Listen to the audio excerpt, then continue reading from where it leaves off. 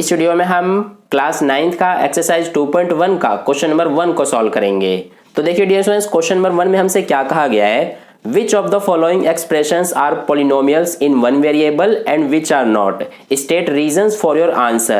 यानी कि इस क्वेश्चन में हमें टोटल 5 एक्सप्रेशंस दिए गए हैं। हमें इन सभी एक्सप्रेशंस में ये बताने हैं कि कौन कौन से पॉलिनोमियल्स है वन वेरिएबल में और कौन कौन से नहीं है, और हमें उसका रीजन भी बताना है। तो देखिए इस क्वेश्चन को सॉल्व करने से पहले आपको ये समझना जरूरी है कि हम पॉलिनोमियल किन्हें कहते हैं। ठीक है, तो सबसे पहले हम इसको समझ लेते हैं। तो देखिए पॉलिनोमियल्स जो होते हैं हमारे, हम उन एक्सप्रेशंस को पॉलिनोमियल्स कहते हैं जो टर्म्स से मिलकर बने हो एंड उसमें जो वेरिएबल्स होते हैं उनकी पावर्स होल नंबर होनी चाहिए। जैसे कि यहां पर हम एग्जांपल के थ्रू समझते हैं, जैसे 2x² माइनस 5x प्लस में 3, ये हमारा जो एक्सप्रेशन है ये एक पॉलिनोमियल है। अब मैं इसको पॉलिनोमियल क्यों कह रहा हूं, क्योंकि इसमें देखिए जो हमारे दोनों कंडीशन होते हैं किसी भी एक्सप्रेशन को पॉलिनोमियल कहने का, पहला तो ये कि वो टर्म से मिलकर बने हो, और दूसरा उसमें जो वेरिएबल्स होते हैं उनकी पावर होल नंबर्स होनी चाहिए। तो देखिए ये हमारा जो एक्सप्रेशन है ये टर्म से मिलकर बना हुआ है। इसमें फर्स्ट टर्म हमारा 2x² है, सेकेंड वाला टर्म इसमें माइनस 5x है, और थर्ड वाला इसमें 3 है। ठीक है, और जैसा कि हमें पता है कि टर्म्स क्या होते हैं, जो कांस्टेंट एंड वेरिएबल से मिलकर बने होते हैं। ठीक है, तो देखिए इसमें हमारा फर्स्ट वाला टर्म 2x² है, तो ये हमारा जो है इसमें कांस्टेंट क्या है, 2 है, और वेरिएबल इसमें हमारा x है और इसकी पावर 2 है।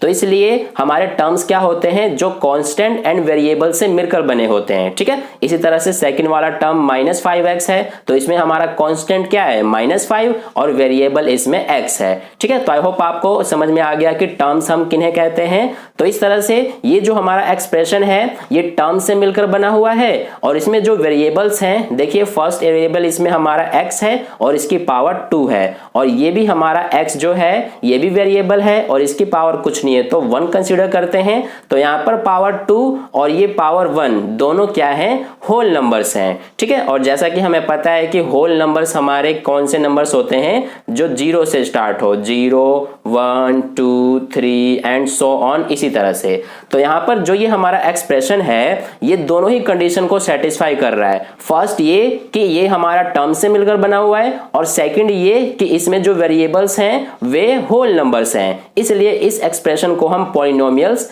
कह सकते हैं। ठीक है, तो आई होप आपको समझ में आ गया कि हम पॉलिनोमियल्स किसे कहते हैं। अब देखिए इसमें एक और बात ध्यान रखना है आपको कि जो इसमें हमारा ये सिंगल टर्म है 2x², ये जो 2x² है इसको भी हम पॉलिनोमियल कह सकते हैं। ठीक है, क्योंकि ये भी हमारा टर्म से ही मिलकर बना हुआ है और इसमें वेरिएबल एंड कांस्टेंट है। ठीक है, और इसकी जो पावर है वेरिएबल की वो भी एक होल नंबर है, तो इसलिए इस सिंगल टर्म को भी हम एक पॉलिनोमियल कह सकते हैं। तो आई होप आपको अब ये अच्छे से क्लियर हो गया। अब करते हैं अपना क्वेश्चन का सॉल्यूशन। तो देखिए इसके फर्स्ट पार्ट में हमें क्या एक्सप्रेशन दिया है, 4x² माइनस 3x प्लस 7।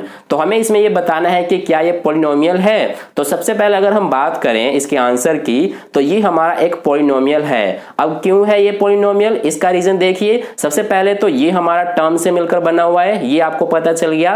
और सेकंड चीज इसमें क्या है कि जो इसमें वेरिएबल्स हैं, जैसे कि फर्स्ट वेरिएबल इसमें x है, तो x की पावर 2 है, यानी कि ये एक होल नंबर है। यहां पर भी जो हमारा x है वेरिएबल, इसकी पावर कुछ नहीं है, तो 1 कंसीडर करेंगे, यानी कि ये भी एक होल नंबर है। तो इसलिए ये जो एक्सप्रेशन है ये पॉलिनोमियल का दोनों ही कंडीशन सेटिस्फाई कर रहा है, इसलिए ये हमारा क्या होगा, एक पॉलिनोमियल होगा।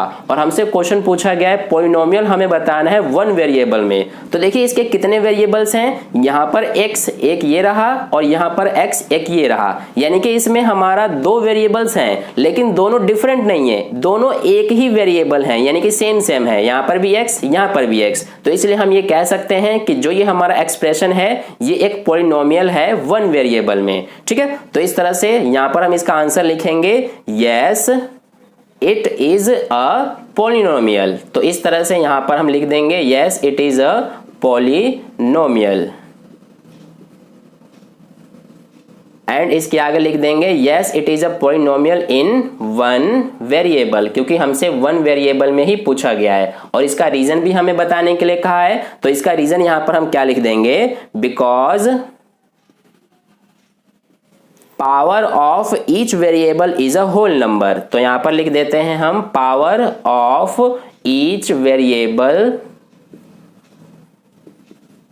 Is a whole number. ठीक है, जैसा कि हमने देखा था अपने इस वाले एक्सप्रेशन में कि जितने भी इसकी पावर्स थी वो सारी होल नंबर्स थी, तो इसलिए यहां पर हम लिख देंगे because power of each variable is a whole number. तो इस तरह से इसका रीजन हमने लिख दिया और यहां पर इसका आंसर लिख दिया, yes it is a polynomial in one variable. तो इस तरह से हमारा फर्स्ट पार्ट का सॉल्यूशन कंप्लीट हुआ। अब करते हैं सेकंड पार्ट को। इसमें हमें क्या एक्सप्रेशन दिया है, इसमें हमें दिया है y² प्लस √2। तो देखिए अगर हम बात करें कि ये हमारा एक एक्सप्रेशन पॉलिनोमियल है या नहीं, तो ये हमारा बिल्कुल एक पॉलिनोमियल है, क्योंकि इसमें जो हमारा ये वेरिएबल y है इसकी पावर यहाँ पर 2 है और 2 हमारा एक होल नंबर होता है, इसलिए ये हमारा क्या होगा, एक पॉलिनोमियल होगा। और ये पॉलिनोमियल वन वेरिएबल में ही है, क्योंकि यहाँ पर ओनली वन ही यहाँ पर वेरिएबल है y। ठीक है, इसके अलावा कोई और इस एक्सप्रेशन में वेरिएबल नहीं है, इसलिए ये हमारा पॉलिनोमियल है वन वेरिएबल में। तो यहाँ पर इसका आंसर लिख देंगे हम, yes it is a polynomial. ठीक है, तो इस तरह से यहां पर हम अपना आंसर लिख देंगे, yes it is a polynomial in one variable. तो ये हो गया इसका आंसर। अब हमें इसका रीजन भी देना है, तो यहां पर जो इसका रीजन होगा वो यही वाला रीजन होगा जो हमने फर्स्ट पार्ट में लिखा है। ठीक है, because power of each variable is a whole number. तो ये आप इसका रीजन लिख लेना यहां पर। अब हम करते हैं थर्ड पार्ट को। थर्ड पार्ट में हमें क्या दिया है, 3√t प्लस t√2। तो देखिए हम बात करें यहां पर कि क्या ये हमारा एक पॉलिनोमियल है वन वेरिएबल में, तो सबसे पहले देखिए यहां पर जो ये t है वेरिएबल, इसकी पावर कुछ नहीं है तो 1 कंसीडर करेंगे, यानी कि ये तो हमारा होल नंबर हो गया। लेकिन यहां पर जो ये सेकंड वाला हमारा वेरिएबल है जो कि रूट में है, यानी कि √t है, तो जैसा कि हमें पता है कि जो भी हमारे कांस्टेंट या फिर वेरिएबल अगर रूट में होते हैं तो उसका जो पावर होता है वो कितना कंसीडर किया जाता है, 1/2। ठीक है, तो इसलिए जब ये हमारा √t रूट से बाहर निकलेगा तो इसका जो पावर होगा वो हमारा 1/2 होगा, और 1/2 हमारा एक होल नंबर नहीं होता है, इसलिए ये हमारा जो एक्सप्रेशन है ये एक पॉलिनोमियल नहीं है, क्योंकि इसमें जो हमारा ये वेरिएबल है √t, इसका जो पावर है ये हमारा 1/2 है जो कि होल नंबर नहीं है। इसलिए इसका आंसर क्या होगा हमारा, कि ये हमारा पॉलिनोमियल नहीं है। तो इसका आंसर लिखेंगे नॉट अ पॉलिनोमियल। ठीक है, तो बस इसमें हमें यही लिख देना है, नॉट अ पॉलिनोमियल। और इसका रीजन हम क्या लिखेंगे, because power of each variable is not a whole number. तो यहां पर हम इसको लिख देते हैं। तो ये हमारा हो गया थर्ड पार्ट का सॉल्यूशन। अब करते हैं फोर्थ पार्ट को।